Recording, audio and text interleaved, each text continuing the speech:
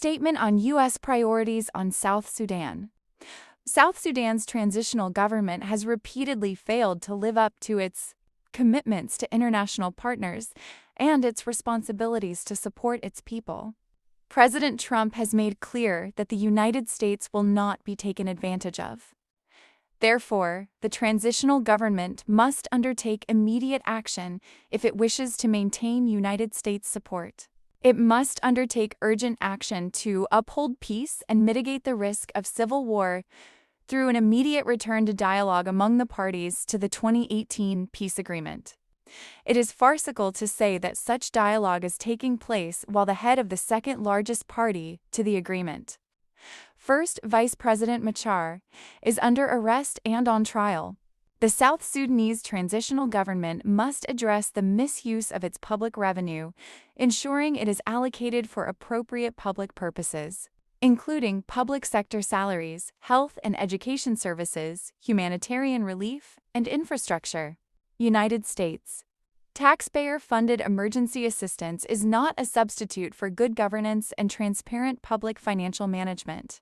There must be an end to the abuse, exploitation, and theft directed against U.S. foreign assistance by South Sudanese officials at national, state, and county levels. This would both protect U.S. taxpayer dollars from waste and help transform South Sudan into a capable and reliable state for U.S. trade and investment. Breaking news. The U.S. Department of State, Bureau of African Affairs, has issued a strong statement on U.S. priorities regarding South Sudan, warning that continued U.S. support is at risk. Statement on U.S. priorities on South Sudan.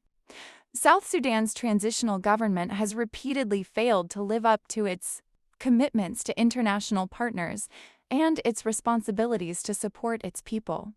President Trump has made clear that the United States will not be taken advantage of. Therefore, the transitional government must undertake immediate action if it wishes to maintain United States support. It must undertake urgent action to uphold peace and mitigate the risk of civil war through an immediate return to dialogue among the parties to the 2018 peace agreement.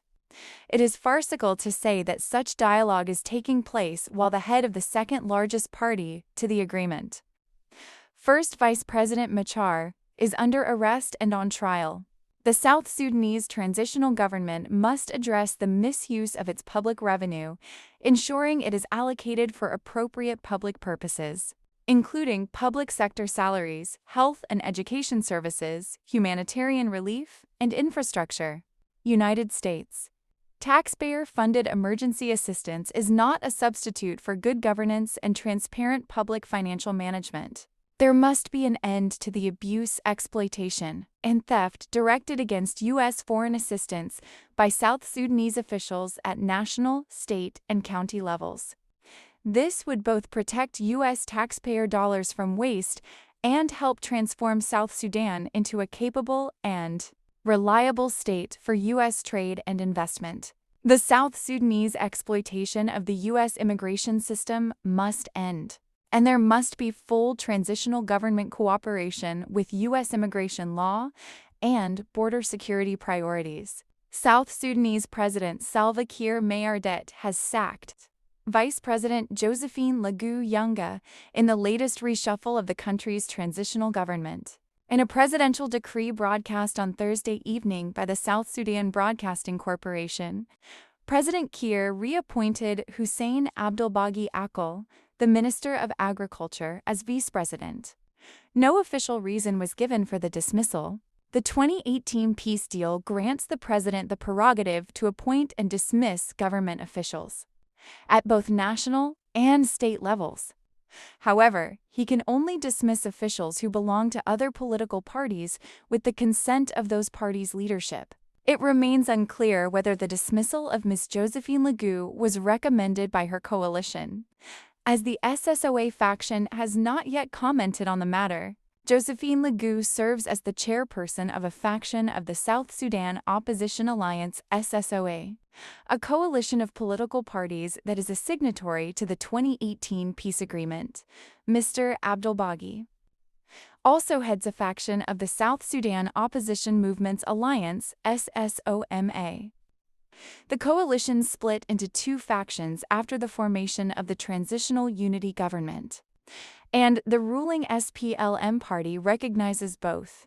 Abdelbagi, who hails from northern Bahr el Ghazal state, will now serve as vice president in charge of the service cluster. He has been widely seen as a close ally of the president, despite his roots in the opposition alliance. This appointment marks a reversal of a February 2025 decree in which Abdelbagi was demoted to Minister of Agriculture, and Misla Guo was elevated to the vice presidency. Under the 2018 power-sharing agreement, the position of vice president for the service cluster is specifically allocated to the SSOA.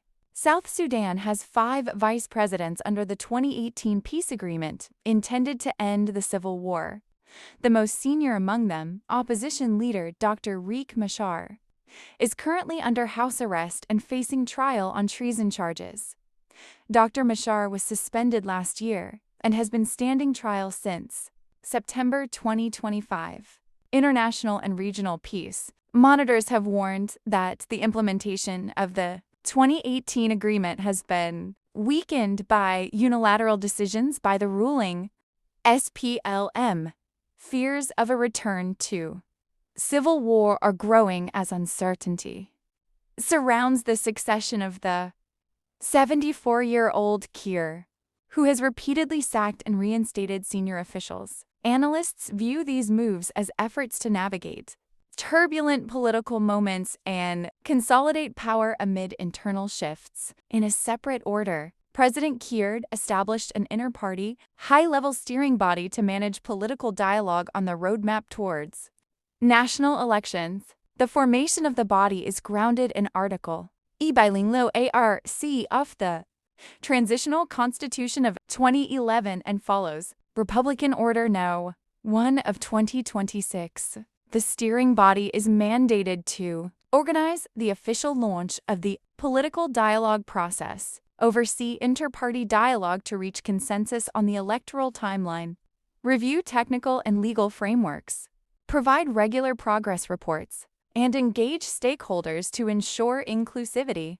Members of the steering committee include Chairperson Tut Gatluak Manam from the SPLM, Co-Chairperson Stephen Parkour from the SPLN-IO faction, Deputy Co-Chair Dr. Akil Paul Cordetz, SPLM, Reporter Dr. Martin Ilya Lomiro, National Agenda, Deputy Reporter Africano Monde Gadimas Pulm, Deputy Reporter Albino Ekel Attack from other political parties, Deputy Reporter Dine Jock Chegar, SSAOA, Deputy Reporter Nunu Rhoda Rodolf Spol Vrelvd IA, and Deputy Reporter Julius Tabule Daniel Nass. However, civil society leader Edmund Yakani questioned the necessity of the new body, suggesting it may overlap with the existing National Transitional Committee (NTC). The committee established will clash with the National Transitional Committee over mandates, Yakani said. The approach of using a messed-up strategy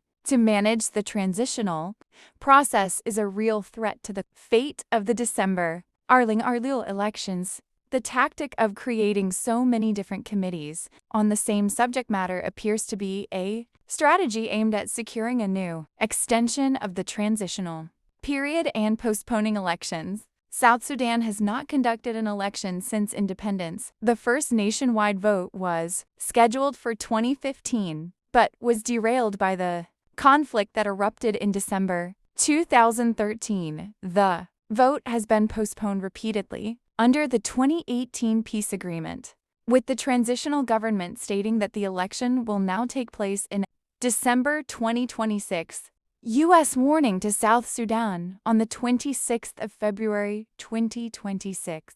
The U.S. government, speaking for President Trump's administration through the Bureau of African Affairs, issued a sharp warning to South Sudan's transitional government about its political conduct and the future of U.S. support.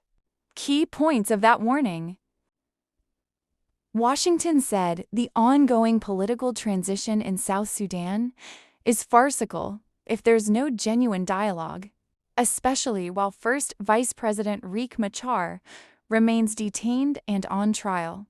The U.S. threatened to condition or withdraw American support, including financial and diplomatic backing, unless the government returns to meaningful implementation of the 2018 revitalized peace agreement. All major parties, including Machar's faction, are included in dialogue. Good governance, transparency, and accountability replace alleged mismanagement of public funds. Washington also demanded an end to abuses of U.S. aid, better financial stewardship, and cooperation on immigration enforcement. In effect, the message was, this is the USS ultimatum. Either South Sudan's leaders make serious progress toward peace and inclusive politics, or they risk losing key U.S. support and diplomatic goodwill. This counts as the most recent and final warning from Trump's administration on South Sudan's politics, tying U.S. assistance directly to political reforms and peace implementation. Hello, dear viewers. Welcome back to our YouTube channel. Today we come back and we have a very important message that we wanted to share with you all. As you can see, the Trump's administration sent their last warning to the government of South Sudan. As we all know that South Sudan passed by president was detained and was set on the court. As you all know,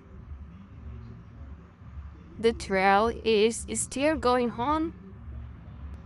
But as we speak now, the Trump administration sent a warning to South Sudan to free the pressed by President Dr. Riek Machar, and if not, if the South Sudan government did not work cooperatively with the administration of the U.S., U.S. will withdraw their friend from South Sudan, including humanitarian aid, and South Sudan will also be cut out from the World Bank. Now, South Sudan government is in danger. Things is messed up now, as President Donald Trump sent the warning seen yesterday. Things is not going well now in South Sudan accordingly. So for the South Sudanese government and official,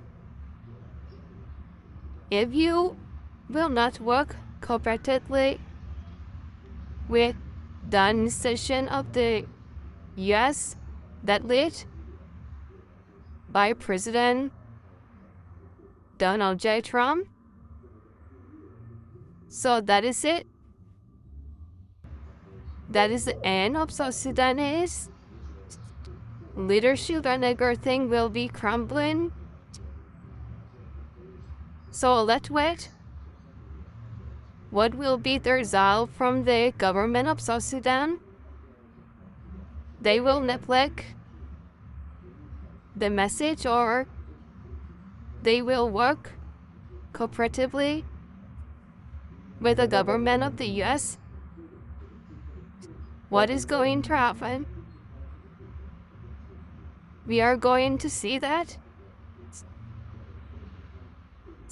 And as we all know that the war is still going on now in some part of South Sudan, especially journalistic.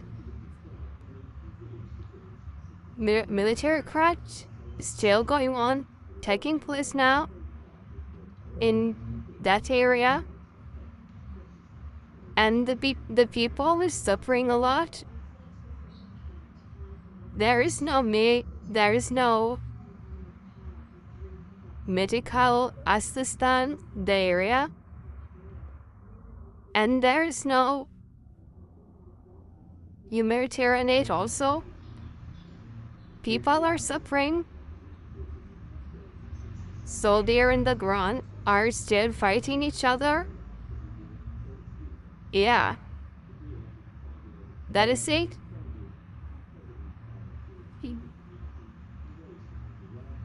We will come back for you. We are bringing some good news for you. So stay connected and make sure that you check every day on our YouTube channel. If you didn't subscribe yet, make sure you subscribe to our YouTube channel and be part of our community. Thank you so much. Have a good day.